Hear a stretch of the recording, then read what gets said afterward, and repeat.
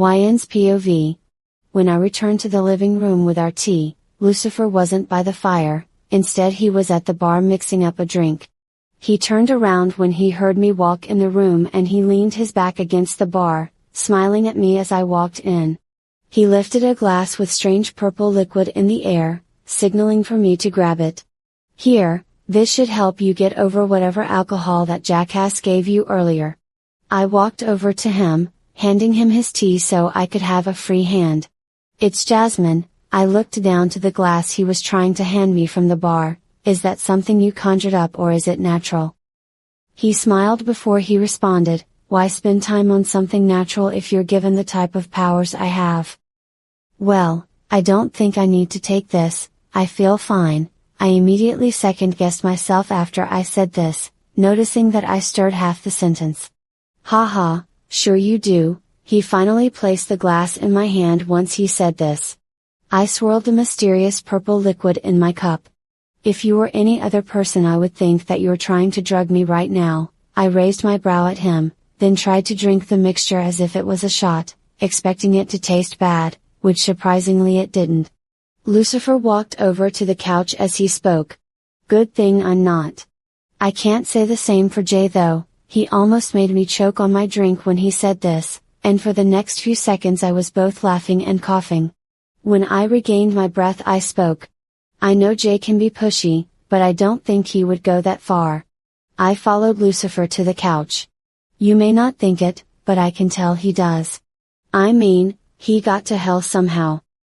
"I guess you have a point." It was like I saw another side of him tonight. When we used to I looked at Lucifer, get together, I never really gave him a fight. I paused talking for a second as I sat on the couch next to Lucifer. "By the way, I want to say thank you for defending me tonight. You've always known how to make me feel comfortable.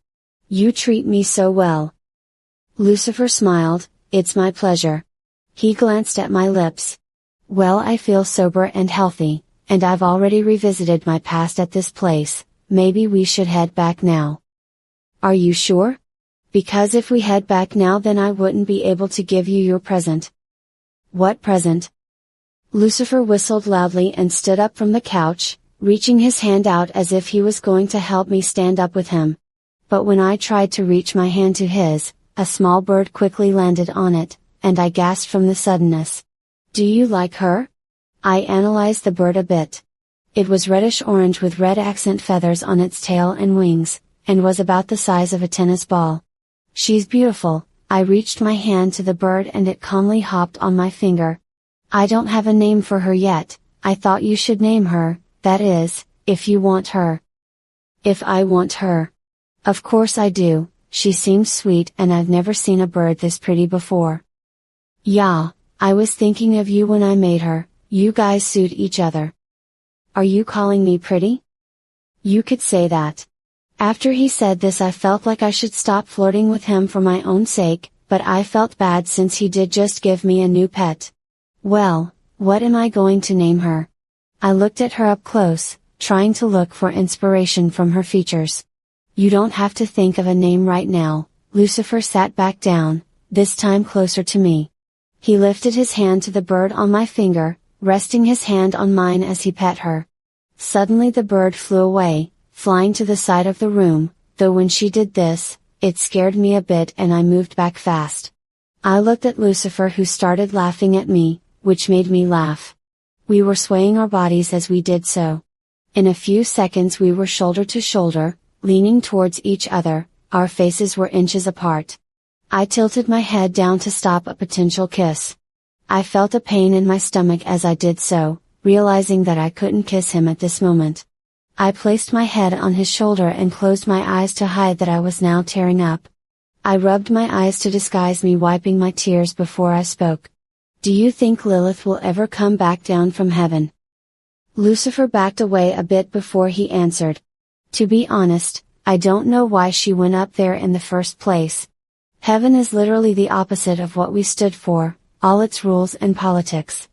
On top of that, hell was part of her creation too, and she decided to abandon it. I know heaven may seem nice, but I doubt she'll stay there for the rest of eternity. But if you're wondering about you and I, I doubt she'll risk her spot in heaven for us. I thought to myself, and for the first time in months, I doubted that I should go to heaven. The person who I am most scared of and never want to see again is in heaven. Would I even be safe? What if she secretly tried to torment me, making it my own living hell? Is it even worth it to go there anymore? Not to mention, if I got in, Lucifer wouldn't be there. He could see the worry on my face. Let's stop talking about Lilith. You said you can't kiss me, right? I nodded my head slowly, suspicious at what he was going to say next. Well, we can work around that. Lucifer reached for his tea he set on the table ahead of us. How so? Well, who said I can't kiss you? I laughed a little when he said this and lifted my hand in front of his face for him to kiss it. Gotta start somewhere. He smiled after I said this and kissed the back of my hand, then my arm, then he lifted my shirt to kiss my chest, all while holding his tea, which I was confused why he didn't set it down. I laid back, he was now on top of me. Suddenly I felt a shiver around my body. He had poured a bit of his tea above my stomach, which was now warm and no longer hot. It felt good. The suddenness from the liquid caused me to breathe harder. He lowered his face to my stomach and started to lick the tea off me. I missed this, I missed him. My heart dropped when I realized how much time had passed since we last did anything like this. Lucifer, I love you, he continued to kiss my stomach. He then brought his hands to my thighs and gently rubbed them. Soon he was below me, lifting his face before continuing. I love you too. He slowly removed my pants. Once I was completely undressed, he poured even more tea, starting from my chest leading all the way down. His head was soon between my legs. He reached his hands to my upper body, spreading the tea around, giving me more chills.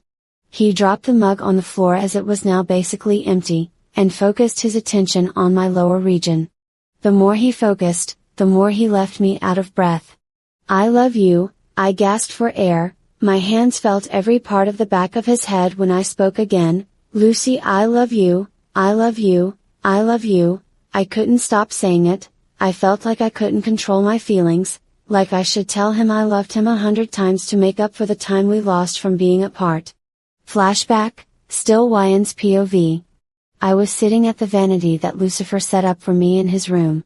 It has been a while since I put on makeup for a concert, so I was rushing it in excitement. Ever since I heard about the multiple rings of hell, I've been curious. I mean, a whole place just focusing on lust, that's crazy. I felt so much appreciation for being with Lucifer. We literally got in a fight just last night and now he was treating me to a concert and a trip. I love you, I said this out of nowhere. I love you too, Ryan. He turned around from the window he was looking out of. No, but seriously, you're amazing. Okay, now you're just flattering me. He leaned on his cane as he said this. But I mean it, I don't want to scare you or anything, but I've never been in a relationship this good before.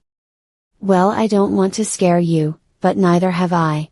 I smiled a little and blushed as he spoke. I stood from where I was sitting, revealing my outfit fully to him.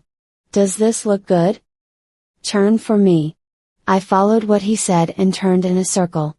He walked to me and put his hands on my waist, then bobbed his head back to get another look. You look phenomenal. He moved in and we kissed. I was so focused on him that I ignored the weird sounds coming from around us.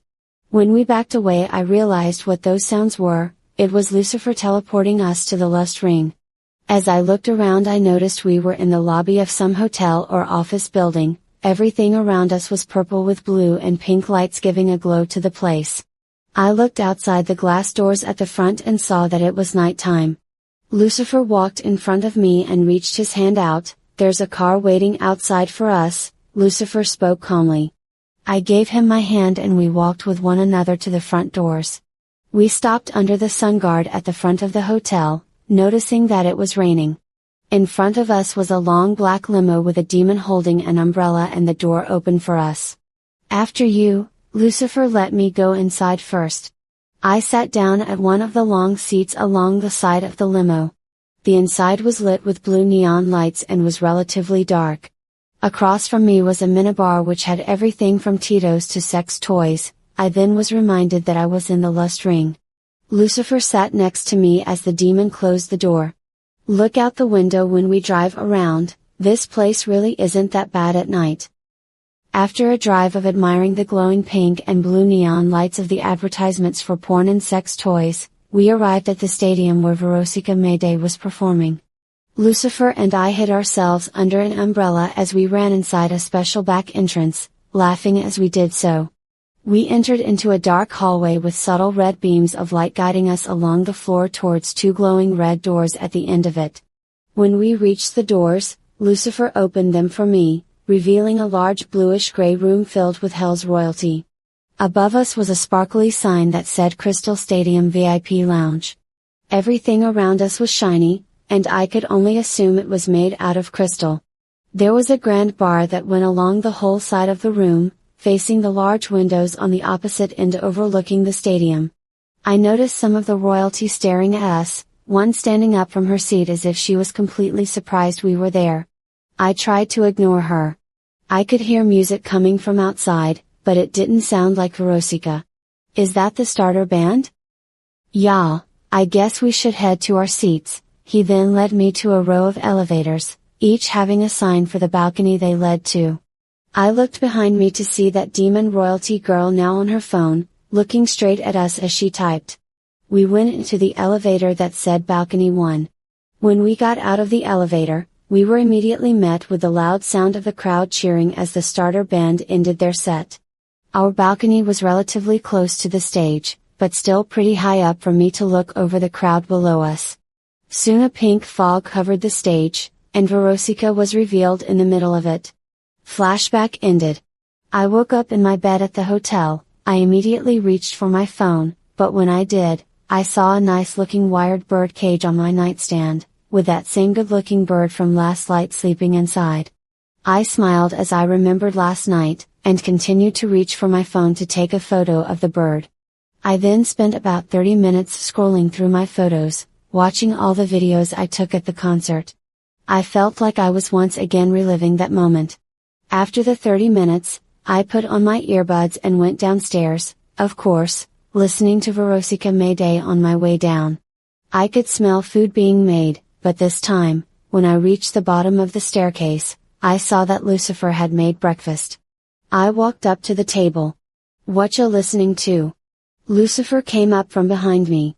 I turned to face him, pulling out my earbuds. "I think you know her, her name's Veronica Mayday." I looked up at him as I spoke. He smiled. "Good choice." I glanced at the table. "You decided to make breakfast?" "Yeah, well, this is just a little treat for everyone here welcoming me into the hotel." "What happened to JYN? Did he not want to spend the night?" Charlie was sitting at the table as she spoke. I quickly backed away from Lucifer. Jay wasn't really looking for redemption last night, so he went home." "You can say that again." Charlie looked at her dad weirdly when he said this. I sat down at the table, across from Vaggie and Charlie, who I realized were back together. I was curious, so I asked, "You guys made up?" Angel heard what I said. "God, YN, open that wound again, why don't ya?" I rolled my eyes at him, obviously joking. Charlie responded, "No, it's fine, Angel." Charlie turned back to me. "My dad the other day really helped me out. We had a long conversation about love and relationships. I had no idea he had this secret side to him that was good at giving advice." "Charlie, you're making me sound like some kind of love expert. But you kind of are, Dad. I don't know how, but you are." Husk loudly cleared his throat at the end of the table. Everyone looked at him. I knew what he was hinting at. I looked over at Lucifer, who was already looking at me. Then he spoke. "Charlie, there's something we want you to know." Charlie immediately turned her head to her father. "What is it, Dad?" "It's about me and YN." Charlie tilted her head a little, confused. Well, she wasn't just my maid when we knew each other." He looked over at me. I could tell he was scared at what would happen next. I knew how much his daughter meant to him. "Then what was she?" "Well, Charlie, we were in love, Everyone gasped except for Husk. Whoa whoa whoa, you guys were in love and I had no idea about this. Charlie was surprised, but I couldn't tell if she was mad or not. How did I not know this? Are you guys still in love? We sat there for a little and looked at each other. You are. Dad. Charlie got up from her chair and hugged him. She pulled away for a second, but why wouldn't you guys tell me this? Angel budged in, why wouldn't you tell her this? I realized he must be annoyed that I kept this a secret from him. Lucifer ignored him and answered Charlie's question. We didn't know how you would react, I had already not told you for your whole childhood, so I thought it would be weird to spring it upon you now. Charlie then looked at me for my response. Like Lucifer said, we didn't know how you would react. And I had only known you for a few months. I was really committed to getting to heaven and I didn't want you to turn against me in the process, or worse, kick me out. Angel once again spoke up. You were committed to going to heaven. Are you not anymore? He was trying to make the situation turn worse. Charlie looked at me expecting an answer. I looked at Lucifer. Yes? Wow, what a defined response that was. Angel leaned back in his chair and raised his brows. I stood from my chair. Okay, you can shut up, Angel. I'm sorry I didn't tell you. I really wanted to, trust me, but I was just scared, okay? You may not understand it, but I just didn't want to risk anything. Again, I'm sorry. I looked at Charlie. I'm sorry to you too, Charlie. We should have told you sooner, but it got so complicated. Charlie was about to speak, but Angel interrupted her. Well, Husk obviously knew about it. If you were so concerned, then why did you tell him and not me? Husk responded, "'Cause I guess I'm the only one that has some sense around here." Alistair laughed to himself, knowing that he too knew about me and Lucifer. Excuse you, but I have plenty of sense. Angel was offended by Husk's statement, ignoring Alistair's laugh. Wyan didn't have to tell me she and Lucifer were in love, I could just tell. Oh, Angel backed off. Lucifer tried to diverge the conversation. Okay. Now that that's settled, can we finally eat now? That depends. Is there anything else you guys are hiding from us? We all just ignored Angel and continued to eat. Lucifer's POV. After we were done eating, everyone left the table except for Charlie and I. Wyan went off to talk to Angel or something. So when exactly were you guys together? I knew Charlie was going to ask me a ton of questions, and I was happy to answer them. She deserved to know. When you were a baby. But I assume Mom wasn't there, right? Or were you guys just hiding it from her? She paused for a moment, still thinking. Wait, so you were cheating? I took a deep breath before I answered, trying to be as honest as I could. This may be hard to hear, but your mother wasn't really as present as you thought when you were a baby. She would constantly go on trips and get with other people, so Wyan and I didn't really need to hide anything. Oh, I could tell she got sad when I said this. She's always looked up to her mom. Though when your mother was gone, Wyan would be your main caretaker. She took care of you when your mom didn't, and I admired that about her. Whoa, Dad. I could tell Charlie was trying to process all the information I was telling her. So that basically means you fell in love with her because she acted like my mom when my mom wasn't there to be my mom.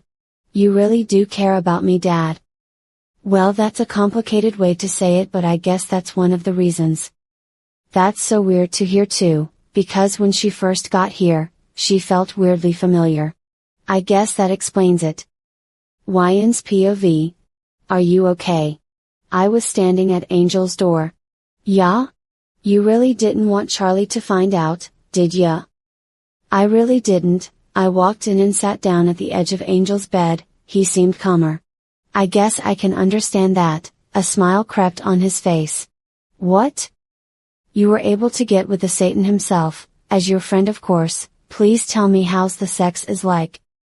Damn, that was quick. Well, I'm just curious.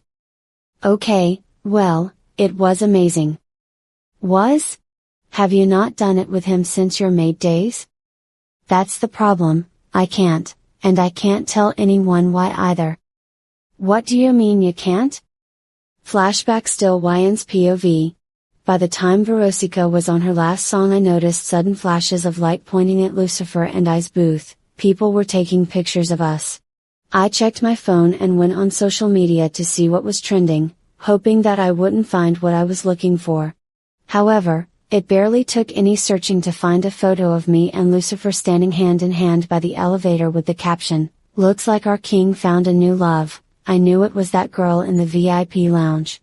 I felt a chill down my back and I fell to my seat.